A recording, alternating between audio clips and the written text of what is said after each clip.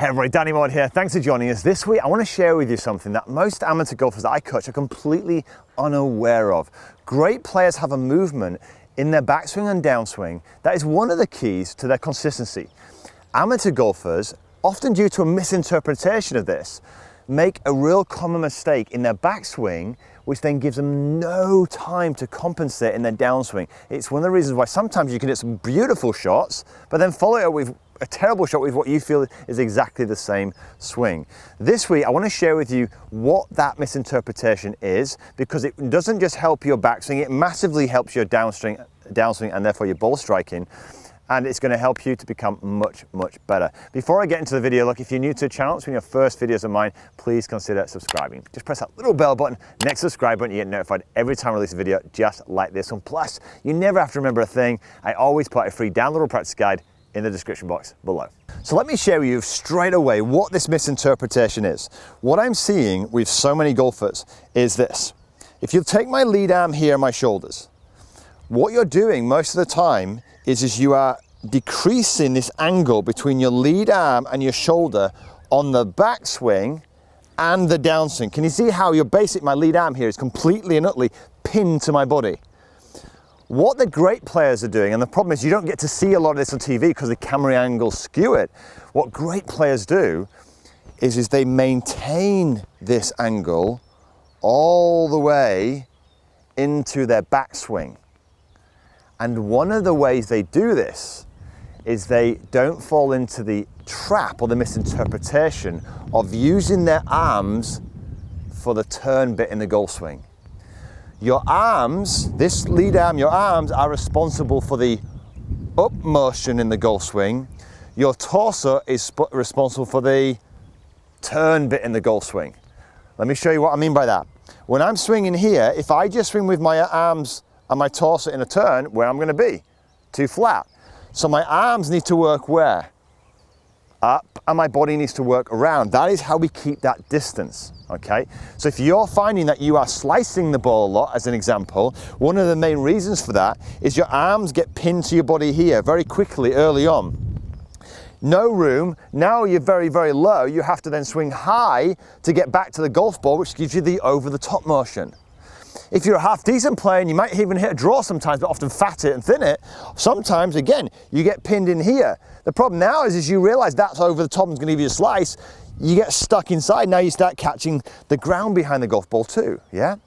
Or you get stuck inside and you have to, well, it's too narrow, you need some speed, so you throw the speed out too early and now you end up flicking it, okay? Look, even getting some early extension doing that. So, what we've got to do is we've got to make sure that this lead arm is not pinned to the body in any shape or form in the backswing and the downswing. To learn the feel of that, what I'd love you to do is grab yourself a golf club, okay? And the first stage is this. Take the club and literally get the feeling of the arms working upwards. So we're going to cock the wrists up, the arms are going to work up. And look, I'm going to go now just over my trail shoulder here. And you see how the shaft's just pitched over this way. What I'm not doing, right, which would be pinning the arm to the chest, is doing this. You see the difference? So if you learn that feeling first, just literally pick the club up, feel the shoulders rising a little bit, and the club just pitching slightly, look, over this trail shoulder. From here, if I'm in my golf stance and I'm going to turn, look at the position that I'm in now. I'm in a great place, look, to come straight down that golf ball, strike the ball, then the turf, nice and accurate. I don't have to make any compensations, okay? Compare that to if I did this, and then look, this. Now, if I was to come down and turn, can you see how the arms are too low? I'm going to have to raise them up to come over the top or drop inside. Makes sense? So, how do you achieve this? How do you learn the feel of it? Well, that first exercise will help. Then what we wanted to do is we need to learn to feel it from this standing place. So the way I want you to do it is to start with, is take your club, start off with a split hand exercise. It's always easy this way. Cock the club up in front of you here so the club's nice and parallel with your feet, foot line, toe point to the sky. Literally take your trail hand, move it underneath, so it's a good 6-7 inches. Now all we're going to do here is this, we're going to move the club back and it's almost like this. This is the motion. The lead arm is pushing away and the trail shoulder's moving backwards. So if you're a senior golfer often worried about being able to turn, this is massive. So many golfers don't make a turn because they don't get this action. What they end up getting is the shoulders going inwards, okay? Restricting the turn. We're gonna open the body up. So look at this, split hand. As I'm moving here, I'm pushing away this way and my shoulder's going this way, but look at my right arm, still soft, but I've kept the the distance away from my chest, okay? From here, now I'm in a place that is very different to this place. See that? Bent left arm, right elbow or trail elbow coming behind me here, no space, lots of space. Yeah, I've still turned and I'm still coordinated, okay? So start with that sensation first. Get a feeling of it, look it on camera as well when you're doing this. No. Yes, yeah. Now I can come straight back down onto that golf ball. Once you've got that sensation, we want to add some flow to this so it's much more natural. To do that, all I want to do is take your lead hand, start to get the club just now flowing backwards and forwards. And we're going to go now, first of all, into the first stage of that split hand exercise, which is here. Perfect. Feel that motion.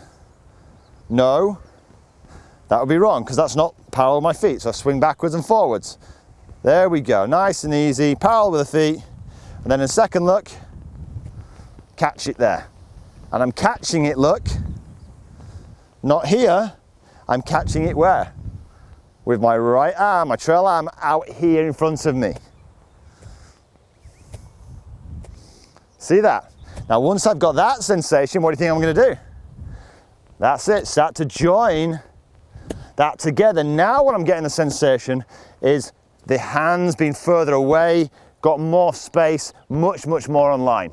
So before we get into kind of completing the backswing fully and then maybe even getting to the downswing, let's start hitting a few shots. So take your time with this, there's no rush, maybe put yourself on camera a few times. Get the sensation of, that's where I want to be, okay, and then literally no big shots to start with, just develop the sensation of a few small half-style shots, building that separation. Sometimes when I'm doing this, by the way, with students, and they maybe don't have a camera available, I'll get them to stick something up their shirt sleeve, like a towel or a putter head cover, and I'll literally put it there so that if they feel like that putter head cover is getting pinned too hard to their chest, it's great feedback, okay? You can also do like almost like tin foil as well because it makes a crunch. And the idea is, look, I'm keeping that away all the time into that backswing. I'm not pushing it in here. That's that sensation, okay? Swing it back and through. Okay, so spend a little bit of time doing that, hitting some small shots. Then what I want to do is, and that, like I said, don't rush through this process. Then what I want to do is start to work out how you then extend the swing. Very important. When you go from here, you don't extend it, which most people do, by the way. Oh, I need to complete my swing. So you keep going round with your arms. What are the arms supposed to do? They work up. So the shoulders, look, work up. Remember this motion. That's you completing your backswing with your arms. To complete the backswing and look more like a golf swing, it's the body that makes the turn. So complete that backswing by getting those shoulders working upwards as far as you can, rather than letting those arms run off behind you here, okay? So what then you do is you start to get some flow to that motion. Really sense where that needs to be. Feel like my arms are high, working back down, straight into that golf ball, okay? Take your time. Beautiful. Okay, that's what I'm working on, literally. Get those arms working in a more up motion, let the body work in a round motion. You feel how the body works around by using that split hand drill. Feel how those shoulders work, okay? So learning the feel of that alone will massively improve your consistency of ball striking. But if we want to go into the downswing a little bit here, and again, you don't have to do this now, just get those first 2 sessions done, but the downswing here, just visualize basically maintaining this distance on the way back and on the way through. So on the way through, most people turn too much. This is the over the top. What happens then? We get pinned to the body. Or the people that hook the golf ball, they get stuck in here. Again, look, too pinned to the body. Allow this space to, if anything, the best players start to increase it here. So what's happening to this lead shoulder? It's working down and back. This creates the space coming through. I'll provide a more detailed video maybe next week on the downswing, but this is what I'm trying to do all the way. You want to make sure that you're keeping that space all the way. No, because that cramps it. No, that cramps it. Look here, look, I'm high. We're working back down, look. Back into, look at the space I've got. This space is what's going to give you that compression and that beautifully accurate shots. That's just like awesome. Okay, so that's what I want you to start to work on. Get that sense of distance. Keep it, don't let that lead arm pin to your body. The arms work up, they don't work around very much, okay? So feel this, that's where we need to get to. How do you achieve it? Split hand exercise here. Get that sense that the trail shoulder works backwards. Then make it more natural. So you're flowing into this place like this. Then from here, what do? We get the arms working up now. Shoulder works up here, that's it. I've still gone around, still got the turning, that comes from the body, yeah? From there, all I'm gonna do, look, is keep it working back down here. That's how I keep that space. This lead arm is always working away from the chest.